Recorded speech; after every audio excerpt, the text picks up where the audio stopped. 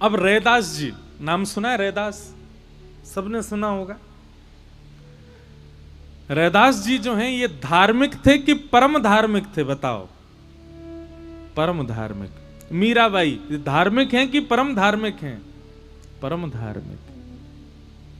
और हम धार्मिक हैं कि परम धार्मिक? हम धार्मिक हैं, हम परम धार्मिक नहीं हैं। अब रैदास जी, उनका काम क्या था?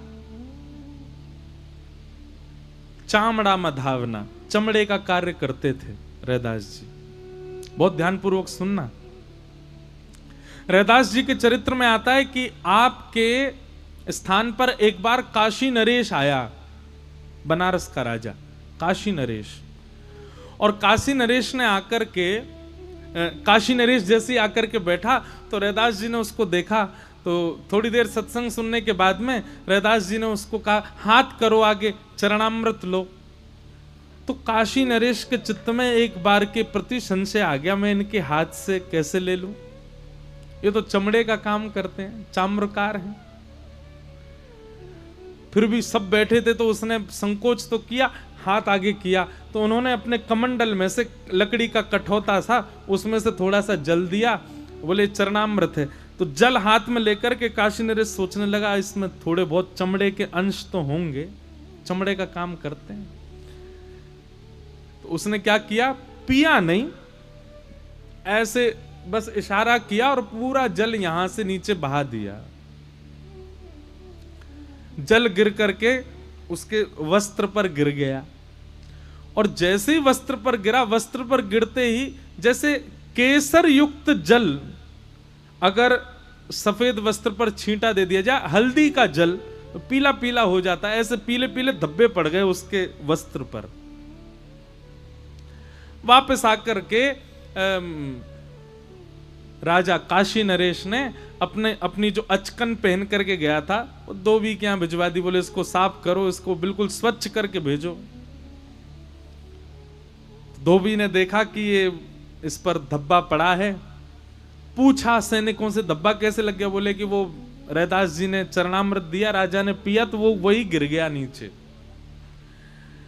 धोबी ने उसको निकालने के लिए पहले तो खूब प्रयास किया, वो नहीं निकला तो धोबी ने अपने मुख का प्रयोग किया, अपने दांतों से उसको कुरेदने लगा जो पीले पीले धब्बे पड़े थे। तो उसके कारण उस चरणामृत का थोड़ा सा अंश धोबी के मुख में चला गया, और वो एक अंश मुख में जाती धोबी के नेत्र बंद हो गए। नेत्र बंद होते जैसे थोड़ी देर में खुले तो वो जिसको देखे उसमें उसको राम जी दिखने लगे।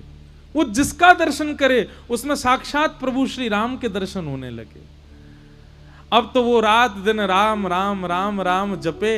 अपनी पत्नी को देखे तो पत्नी को देख के भी कहे, हाँ राम जी आज कैसी सुंदर साड़ी पहन करके आए हो। ना? पत्नी कहे, ये क्या बोल रहे हो, तुमको हम में राम जी दिख रहे हैं। किसी अपने बालक को देखे, ओहो नन्हे से राम जी कैसे मधुर मधुर चल रहे हैं। किसी मोटे ताजे व्यक्ति को देखे तो उसको देख के कहे, राम जी ने खूब सारा भोजन कर लिया, कैसे धाम धुल्ला से घूम रहे हैं। किसी सांवले से व्यक्ति को देखे, ओहो राम जी कैसे सांवले, धूप में तप गए बेचारे। किसी गोरे को देखे, ओहो गोरे गोरे राम दिखे। सब में राम दिखने लगे। घर के लोगों ने कहा, भैया ये क्या हो गया है हमारे परिवार के सदस्य को? बोले जब से राजा की अचकन धोई है तब से ये राम ही राम कर रहे हैं। धोबिन गई राजा के दरबार में, बोले महाराज मेरे पति को बचाइए। बोले क्या हो गया? बोले आपकी अचकन आई थी धुलने के लिए, उसमें कुछ धब्बे लगे थे, रैदास जी के यहाँ आपने चरणामृत पिया था, उसके वो धब्बे थे।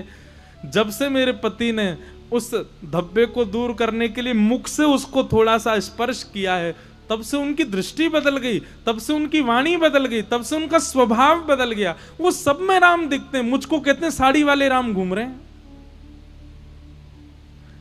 काशी नरेश ने जैसे ही ये बात सुनी, धोबी की जाकर के स्थिति देखी, वो जिद देख रहा है वहां राम जी दिख रहे हैं। काशी नरेश समझ गए, बोले मैंने रैदास जी के द्वारा दिए गए उस चरणामृत का अपमान किया, और इस धोबी ने एक अंश मुख में धारण कर लिया, इसकी दृष्टि बदल गई।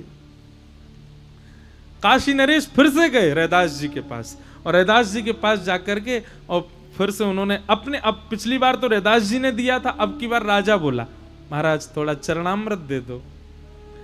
तो रैदास जी बोले भगवान आप काशी नरेश हैं, मैं एक चाम्रकार व्यक्ति हूं, मेरे यहाँ की वस्तु आपके योग्य नहीं है, मेरे यहाँ की वस्तु आपके सेवन के योग्य नहीं है, क्षमा करें मैं आज तो नहीं दे पाऊंगा। राजा के नेत्र सजल हो गए, क्षमा मांगने लगे, बोले भगवान मैं आपके रूप को जान नहीं पाया, मैं आपके भाव को समझ नहीं पाया, मैं आपकी स्थिति नहीं पहचान पाया, उसके लिए मुझे क्षमा करें। ये परम धार्मिक व्यक्ति का स्तर है। जात पात पूछे नहीं को, हरि को भजे सो हरि को हो। एक बात बताएं आपको, हम जातियों में व्यवस्थित कब तक हैं पता है? जब तक हम ठाकुर जी के नहीं हुए, जब तक हम कोई श्रेष्ठ नहीं बने। जैसे ही हम ठाकुर जी के हो जाते हैं, भक्ति के प्रवर्तक हो जाते हैं, भक्ति में श्रेष्ठ हो जाते हैं, फिर कोई नहीं पूछता कि आप ब्राह्मण हो, आप क्षत्रिय, आप वैश्य हो, आप शूद्र हो, कौन हो, आप जो भी हो आप श्रेष्ठ हो। इसलिए एक प्रकार से ये जाति भी ना, ये भी केवल हमारे लिए एक चैलेंज है। अगर तुम में सामर्थ्य हो, अपने भजन बल से अपनी जाति से ऊपर निकल के दिखाओ। निश्चित है अगर किसी के माथे पर उर्दपुंड हो, पीला पीला चंदन लगा रखा हो, और वो व्यक्ति चाहे कोई भी हो, आप उसको देखेंगे तो आपके हाथ अपने आप जुड़ेंगे, आपके मुख से अपने आप राधे राधे निकलेगा। हम आज स्टेडियम गए, सबरे बच्चा राधे ही राधे बोल रहे थे।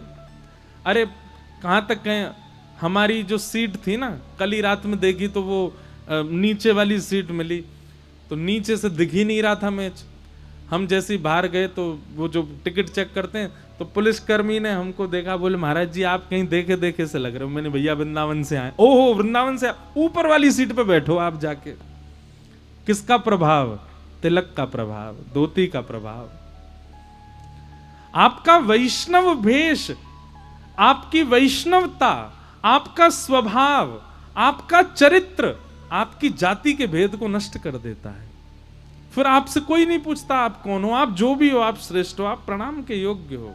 ये परम धर्म है और ये भागवत जी सिखाती है।